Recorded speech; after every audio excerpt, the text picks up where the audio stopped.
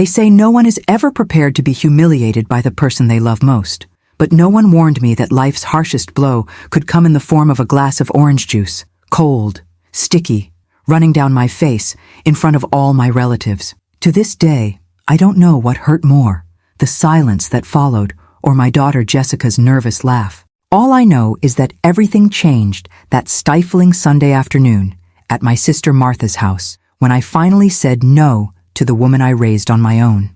My name is Donna Parker. I'm 68 years old, and I never imagined I'd live to become a walking ATM for my only daughter.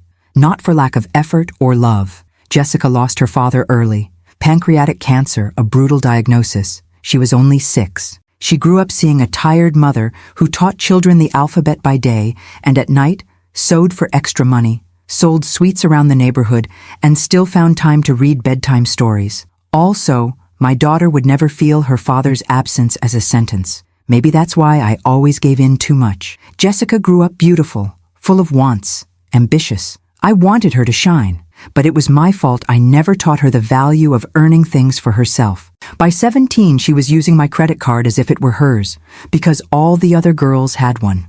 At 23, she maxed it out twice in a month to travel to New York, but I chose to patch up the mess instead of setting a limit. Now she's 38, and nothing has changed. She still asks, demands, yells when I say I can't. The only difference is that now she humiliates me. That Sunday, the whole family was gathered. Siblings, nieces, distant uncles. It was Cousin Charles's birthday, always hosted in my sister's backyard. Barbecue, old country music, a generous table, that mix of warmth and competitiveness you find in a big Southern family. Every year, Jessica arrived late, high heels, styled hair, designer clothes, sunglasses, as if coming from a gala event. I'd already noticed her impatience when she pulled me into the kitchen the moment she arrived. "Mom, where's the card?" she asked bluntly, tossing her purse on the counter. "It's here." I took it from my wallet and handed it over, feeling that familiar lump in my throat. "And the pin?" Jessica whispered, with that look of disdain. "Jessica, No, not today. I already paid for everything for the party, and I helped you with rent this month. I need a break." Her eyes hardened, lips pressing into a thin line. "Oh, Mom, how selfish," she said, loud enough for everyone in the living room to hear. "I just want to buy a decent gift for Charles. Do you want me to be embarrassed? Everyone knows you just hoard money because you're stingy." I felt everyone's gaze pierce through me. Silence fell, heavy, broken only by the sizzle of meat on the grill. I tried to respond, but my voice didn't come.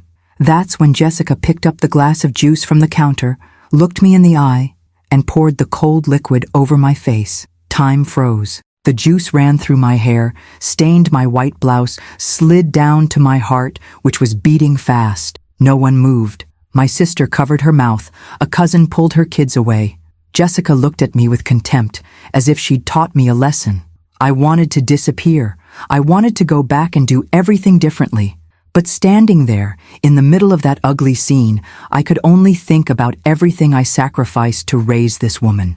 Everything I gave up, being, having, living, just so she'd never feel less than anyone else. I wiped my face with the back of my hand, slowly.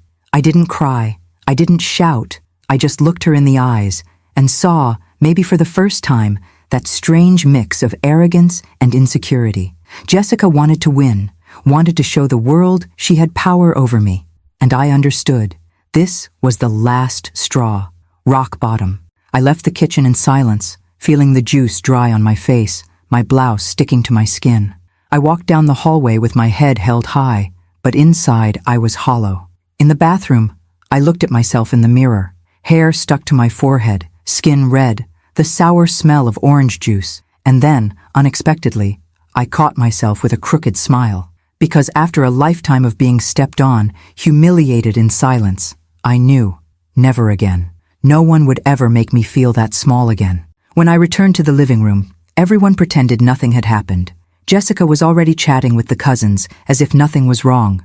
I sat on the porch in silence, watching the world move on. My sister came over with a napkin. "Donna, if you want, stay at my place tonight. You don't deserve this." I nodded, grateful. That day, I realized, sometimes you need to be humiliated to wake up. And in that exact moment, a new chapter in my life was about to begin.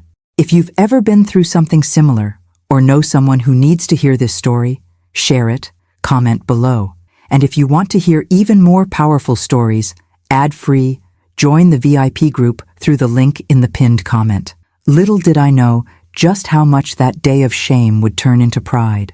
The citrus scent of juice still lingered in the air, reminding me of the bitter taste of everything I had silently endured. I slept poorly, hearing the echoes of laughter and the scandal my daughter caused in front of everyone.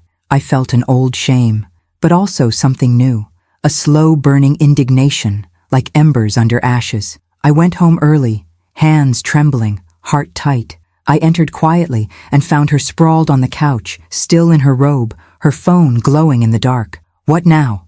Jessica asked, eyes glued to her screen. "Here to get your card back, is that it?" I stopped in the hallway, trying to find the strength to answer without crying. "I'm just here to get a few things, and your purse doesn't have the card anymore." She let out a dry laugh. "Congratulations. Gonna leave me broke? What do you think I am, a child? You think you can just turn your back on me after everything I've done for you?" That phrase stung. How many times over the years had I heard that everything I achieved was owed to her? How many times did I skip a coffee or a new dress so she could buy whatever she wanted? I took a deep breath. "Jessica, you're an adult now. You need to understand the world won't always cheer for you. It's past time to take care of your own bills." She rolled her eyes, slowly got up, dragging her robe across the carpet. "Here we go. I worked my whole life. I sacrificed blah blah blah. It's exhausting, Mom. Seriously. And you don't get tired of treating me like a bank? Oh, please!" She exploded, stomping her foot. "You like to pay. You love playing the Good Samaritan, feeling needed. What would you do if I stopped asking? You'd die of boredom in this house." I felt my face grow hot, but I didn't back down. "I survived before you were born, Jessica, and I'll survive without you if I have to." "Enough drama, Mom," she said, heading toward her room. "You know what? I'll call Mark today. I'll spend a few days at his place, get my life together, and leave you alone with your precious money." I heard her words cut like knives, but I forced myself to stay firm. "Do that. But know this, the door is always open for respect, not abuse." She stopped in the hallway, turning sideways, her eyes hard. "You think I'll grovel for money?" she whispered bitterly. "I can get what I need without your help, Mrs. Donna." We stood there in silence, tension filling every inch. She went into her room and slammed the door, the sound echoing through the house. I sat alone in the living room, hands cold, chest aching. I spent the morning organizing closets, trying to find some sign in the routine that life would fall back into place. But all I saw were reminders of years of sacrifice. The picture frame with our first day of school, the yellow dress I made for her prom, the rug I bought with my first paycheck. The day dragged on. Jessica didn't leave her room. From time to time, I heard her laughing loudly on the phone, talking about parties and trips, like everything was a competition to see who had more, who spent more. I got a message from Martha, my sister. "Donna, you were strong, don't give in. She'll learn eventually." I replied simply, "I need to be strong for myself." Late in the afternoon, I heard the door open. Jessica came out quickly, suitcase in hand, hair messy, her expression hard. "I'm leaving. Don't wait up. If you need to talk, you know where to find me." She hesitated for a second, but kept moving. I closed the door, took a deep breath, and felt a mix of relief and guilt. I went to the hallway mirror, looked at my own face, tired, yes, but alive. And I promised myself, I will never again accept being mistreated, not even by those I love. If you've ever been through something like this, comment below. And subscribe to the channel. The next part of this story will show you what no one expects from a mother. That night, I wrote in my journal, "Dignity has no price, and today I bought mine back." The silence that night weighed on me like never before. It was as if every object in the house, the worn living room rug, the old wall clock, the chipped cup on the sideboard, had heard everything. For the first time in many years, I felt an emptiness so deep it hurt to breathe. Jessica's absence was loud. I wandered from room to room, remembering little things, her childhood laughter squeezing lemons in the kitchen, the scoldings that became jokes after dinner, the sound of her heels echoing down the hall as she rushed out to parties. All of it felt distant now, as if my own story belonged to someone else. At breakfast, I found myself sitting alone at the table. Stale bread, coffee gone cold. The news in the background spoke of inflation, crisis, words that once worried me, but now only made the echo of abandonment louder. My cell phone vibrated. Foolish hope. It wasn't a message from my daughter, but from the bank. Another charge on her card, even though she wasn't home. I looked at my balance, saw the damage, closed my eyes, and held back tears. I thought about years of hard work, double shifts cleaning offices, afternoons sewing for neighbors to pay Jessica's school, birthdays I spent alone just to afford her expensive gifts. I always believed love justified any sacrifice. That morning, I started to doubt. The phone rang again. It was Martha, my sister, always tuned to the slightest sadness in my voice. "Donna, did you sleep?" "Barely," I admit. "Don't go back on your decision, okay? Just because she's your daughter doesn't mean she can use you. You're not alone." "It hurts, Martha. I won't lie. I feel like I failed. Her father wouldn't have let this happen. You did more than any mother would, Donna. Now, let her grow up." I hung up, chest tight. I went for a walk around the block just to breathe. On the corner, I ran into Mrs. Ruth, my longtime neighbor. "Everything all right, Donna? I haven't seen Jessica lately." "She's figuring her life out, Ruth. Growing up." She smiled sadly. "We only learn to grow when we miss the hand that used to hold ours. Remember that." I went back home deep in thought. I sat on the sofa, picked up my journal, and wrote, with shaky handwriting. "Today, silence screams louder than yesterday's juice, but maybe it's in this silence that I'll finally hear myself again." Late in the afternoon, when I least expected it, I got a call from the cleaning office where I sometimes pick up extra work. "Donna, there's a shift tomorrow. Can you take it?" "Of course, thank you." I answered without hesitation. I still needed the work, but this time I felt proud to chase what was mine. Not for Jessica, but for myself. At night, my phone finally buzzed with a message from my daughter. "Can you loan me money for college? Mark can't help right now." I looked at the screen. I didn't answer. I turned off the lights and decided, tonight, I am my own priority. If you believe that a mother's love doesn't mean accepting everything in silence, leave a comment. That night, the silence in my house finally brought peace. Not the peace I wanted, but the one I needed. The weeks that followed were a bitter lesson in absence. Jessica disappeared. Not a single call. Not even a message asking if I was okay. What did arrive were bills. Her purchases kept showing up on my card, even after the juice, even after everything. It was as if my daughter had put my dignity on autopilot. On the second Saturday of that emptiness, I woke up early, feeling my chest tight and the house colder than ever. Weak sunlight filtered through the window. I made strong coffee, put on my apron, and went to clean Dr. Regina's apartment, my oldest client. When I finished, I sat down for a glass of water, and she, noticing my exhaustion, asked, "Are you all right, Donna? You look worn out." "Just a bit tired, doctor. Sometimes life gets heavy." She smiled kindly and offered me a slice of lemon cake. "You're one of the strongest women I know. Don't let anyone convince you otherwise, all right?" I went home with that phrase echoing in my mind. I opened the closet, took out old photos, and leafed through memories of Jessica's childhood. Gappy smiles, her first backpack, her 6th birthday with chocolate cake and friends. I felt a mix of longing and indignation.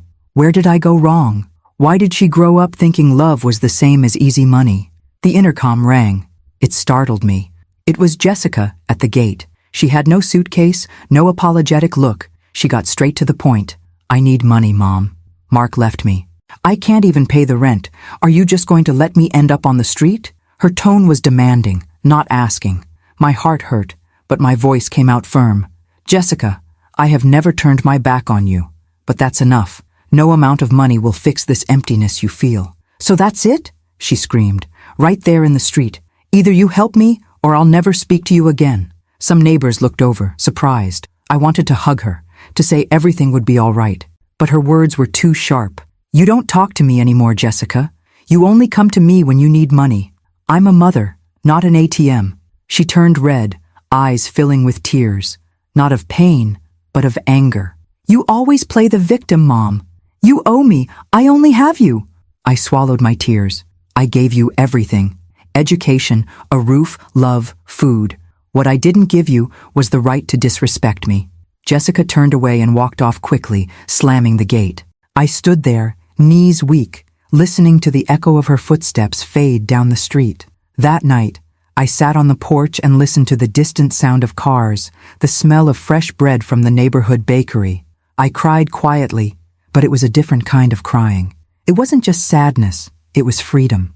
Deep in that night, for the first time, I began to imagine who I could be if I stopped carrying the weight of the world on my own. It's never easy to say no to your own child, especially when everything life taught you was to survive and protect the ones you love. The next morning, I woke up like someone who survived a storm, tired, but clean. I took a long shower, made a point of preparing my coffee slowly, changed clothes, and went to work with my head held high. On my way to work, my thoughts kept circling back to the scene from the night before. I kept repeating to myself, I am not guilty. I'm not a bad mother for wanting peace. My phone rang. It was the bank manager. Mrs. Donna, good morning. I need to confirm a suspicious withdrawal attempt on your card. My heart skipped a beat. I didn't authorize anything, ma'am. Don't worry. I've temporarily blocked your PIN.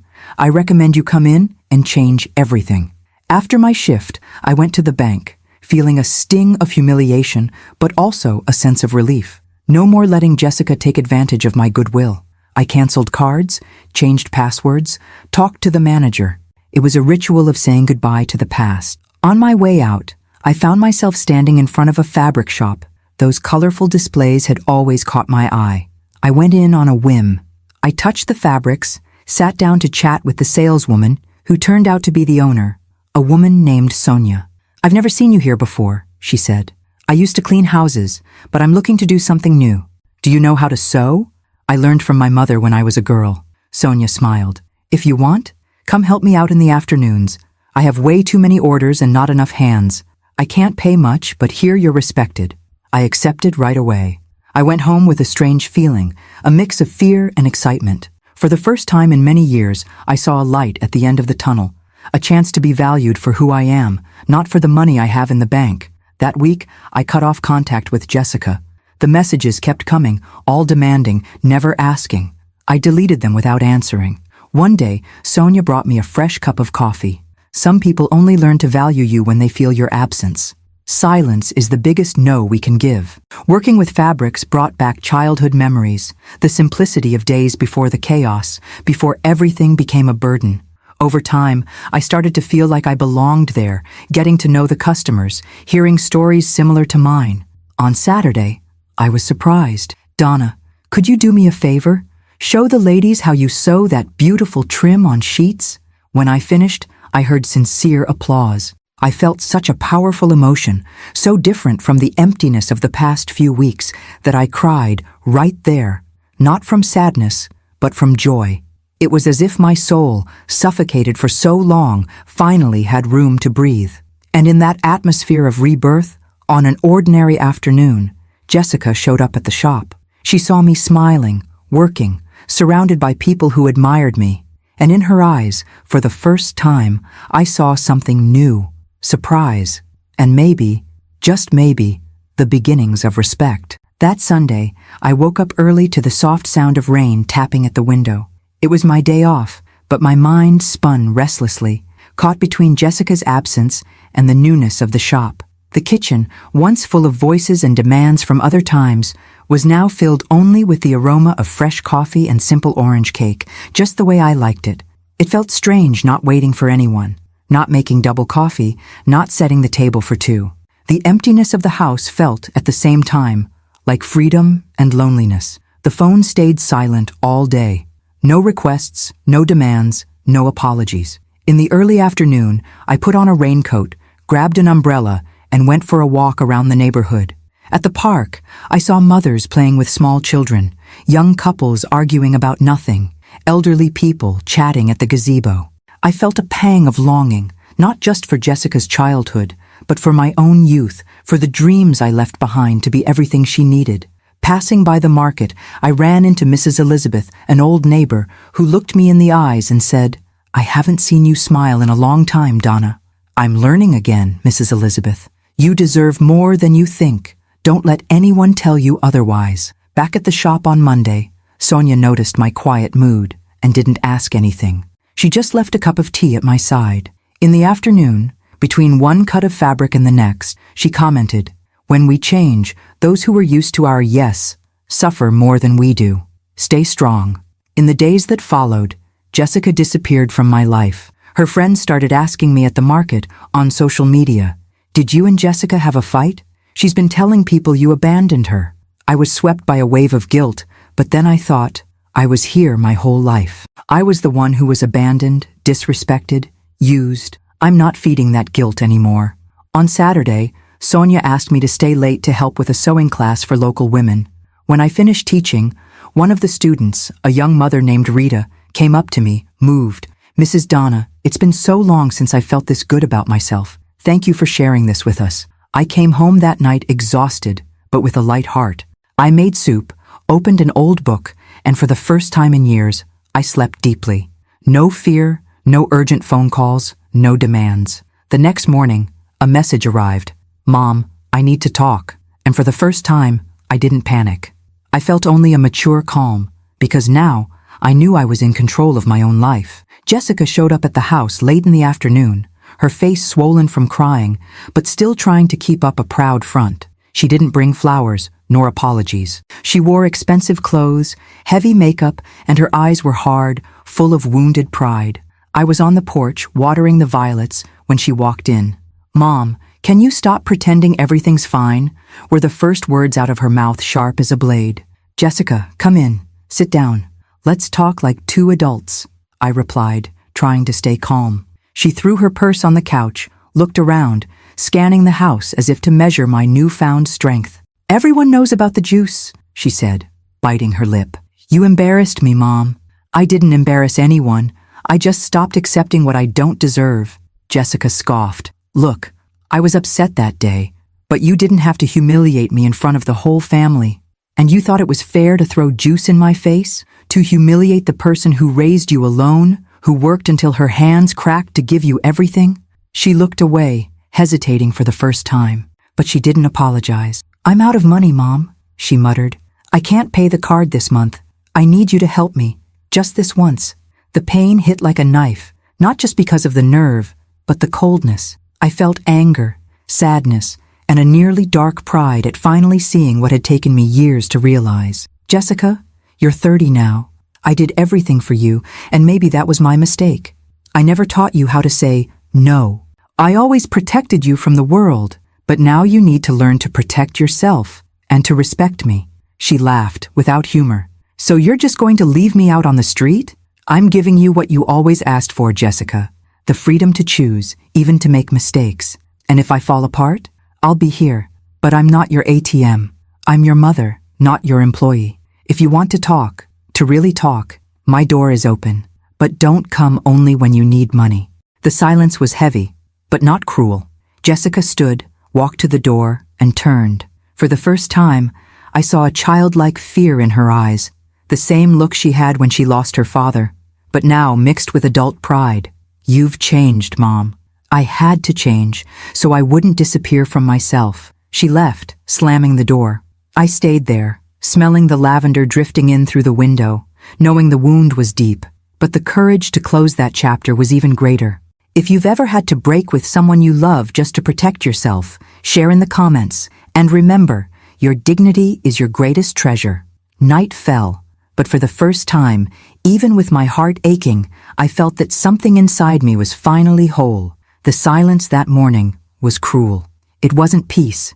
It was the kind of silence that screams, echoing every harsh word from the night before. The house felt enormous, empty, as if every wall had heard the humiliation and was now shrinking, ashamed for me. I wandered through the rooms in slow motion. I felt in my chest the question that had haunted me for years. How did I end up here?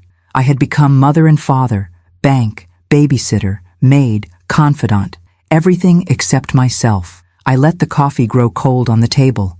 I stared at the phone, hoping for a call, a message, an apology, anything. But nothing came.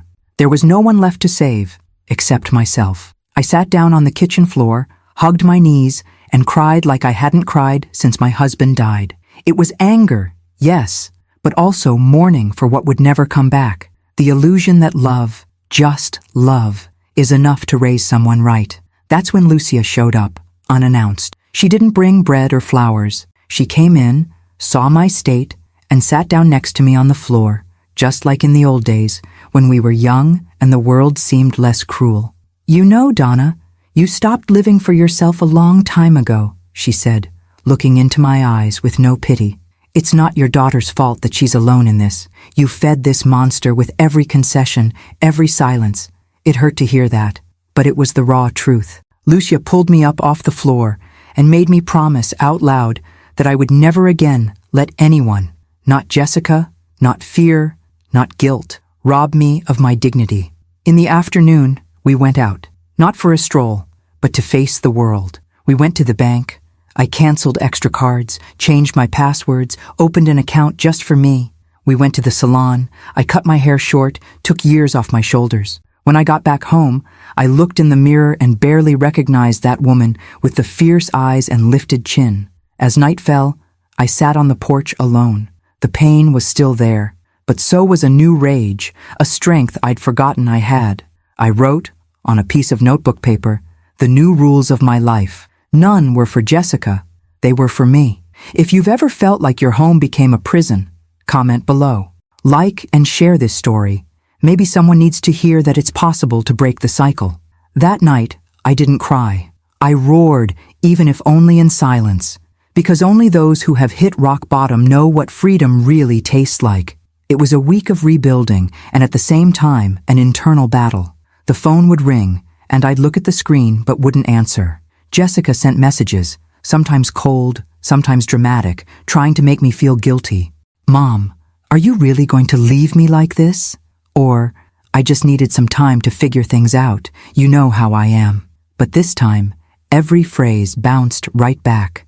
I was no longer that woman who blamed herself for everything. I went to the farmer's market alone for the first time in years, not rushing to buy the treats Jessica always wanted. I walked through the flower section, saw a pot of orchids, and thought of bringing it home. Not to impress anyone, just because I wanted to.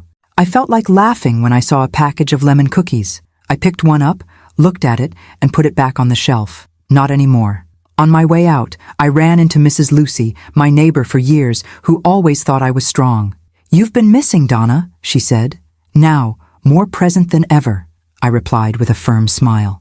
At home, I started cleaning out the closets.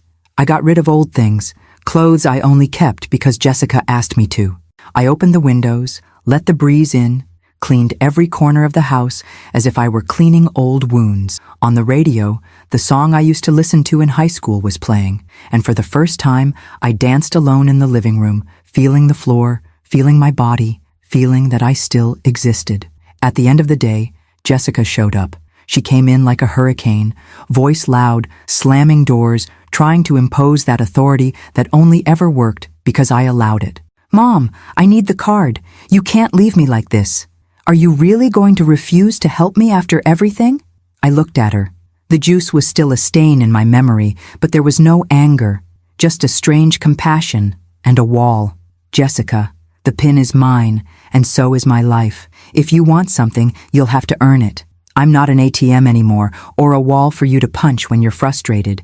In this house now, there are rules and respect. Sit and eat with me if you want, but emotional blackmail doesn't work anymore." She was silent. For a second, I saw the scared little girl I once raised, hiding behind the arrogant woman she had learned to be. I also saw my own reflection in that fragility, and understood that saying no was, finally, an act of love, for me and for her. Jessica left, slamming the door, but didn't take anything but her wounded pride. I stayed in the silence, not crying, not trembling. I just breathed deeply, as if feeling the house and my life coming back into my own hands. If you've ever had to say no to someone you love, comment here, and share this story to show that respect isn't asked for, it's demanded.